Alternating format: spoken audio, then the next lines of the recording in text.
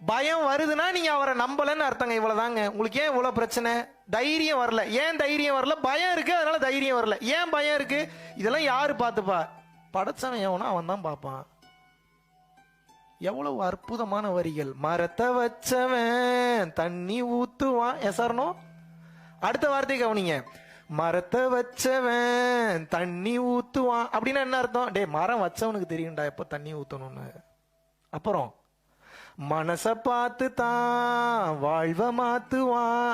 வார்த்தையை கவனிங்க. எவ்வளவு ஆழமான அர்த்தம் தெரியுமா அது? உங்க வாழ்க்கை எப்ப மாறுமா? உங்க மனசு எப்ப மாறுதோ அப்பதான் வாழ்க்கை மாறுமா?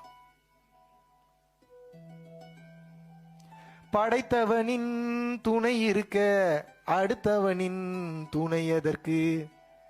இதயத்திலே தெளிவிருக்க. அதுக்கப்புறம் என்னங்க வரும்? லைனை மறந்துட்டேன், சொல்லுங்க. வருத்தம் இங்கே உனக்கு எதற்கு? அப்படின்னா என்ன? படைச்சவன் இருக்கான், நீ வாழ்ற. படைச்சவன் இந்த நேரத்தில் உனக்கு என்ன கொடுக்க போகுதுன்றது தெரிய போகுது.